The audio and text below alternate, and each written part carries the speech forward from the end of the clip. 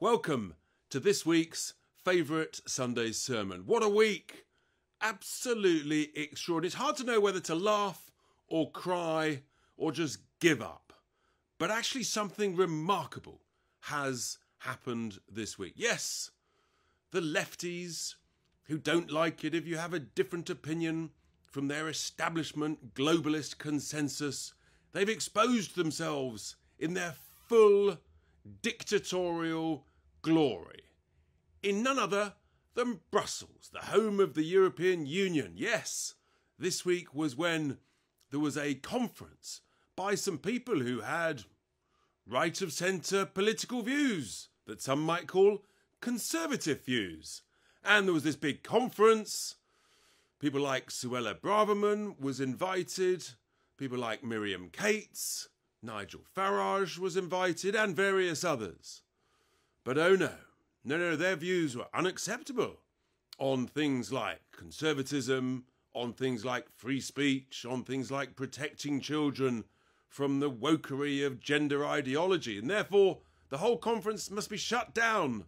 The mayor of Brussels, none other, clearly a very important monsieur, he determines that it must be shut down because it's a danger to public order, safety. Really? Let's be honest, he just didn't like what he thought they might have to say.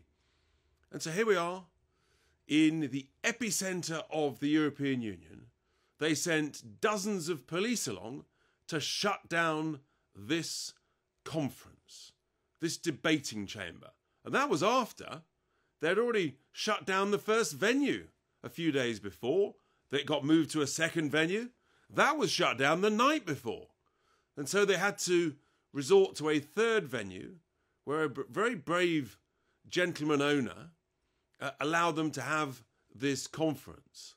And hopefully he will receive lots of business in his establishment from people in the future for having the courage to stand up for free speech.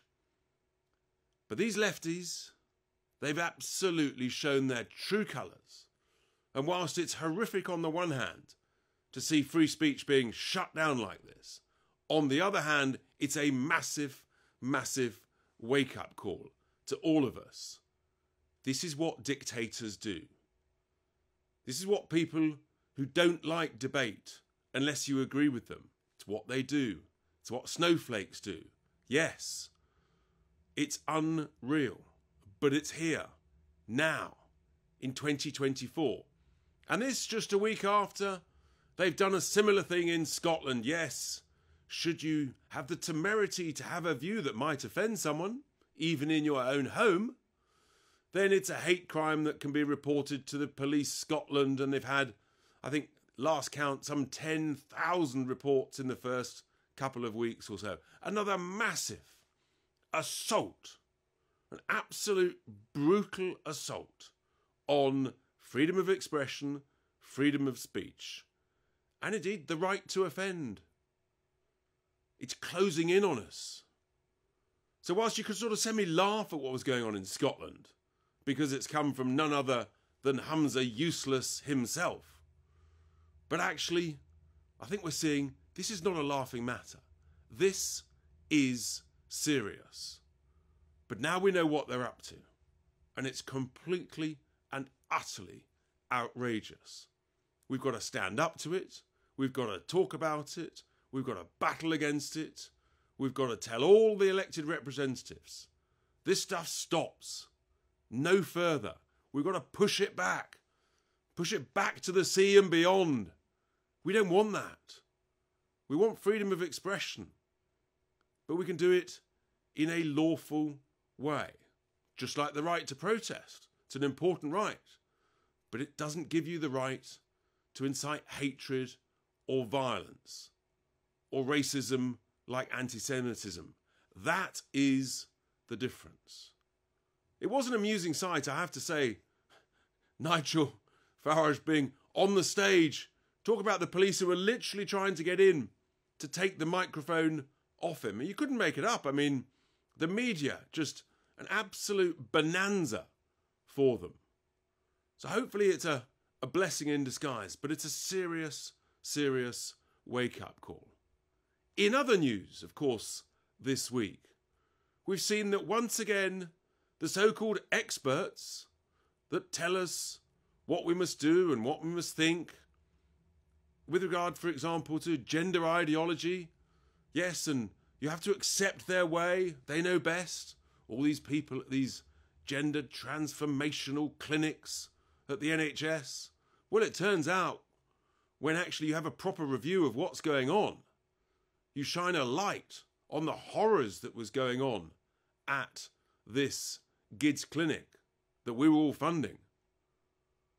There was no evidence that what these so-called professionals were doing was actually based on proper evidence. No, it was just a whim, and yet they were damaging children. And can you imagine? I mean, the basic premise of medicine is do no harm. And yet 6 of the 7 groups of professionals asked to provide evidence to this inquiry. And again, it's about, the importance of transparency, of proper examination of data. That's what freedom of speech is all about. These 6 groups, they refused to provide evidence to this inquiry. Why? Because they had something to hide. It's a bit like these lefty socialists who don't like debate. They've got something to hide. They don't like the truth coming out. And this CAS review has shone a light on the appalling things, the damage that's being done to already vulnerable children who may have various health issues, anxieties, depression, concern. And they've literally been experimented upon. This is what's going on, folks. We've got to wake up. We've got to have the courage to call it out and to say, no, this stops here. And this essentially is what the coming general election will be all about. It'll be about the difference between the so-called experts who turn out to be leading us up completely the wrong path and what I call basic common sense. Freedom of speech is a basic human right, and we've got to battle for it, because otherwise we'll end up in serious trouble under the dictatorship of the socialists. So watch out, they're coming for you. Keep alert. Here endeth my Sunday sermon.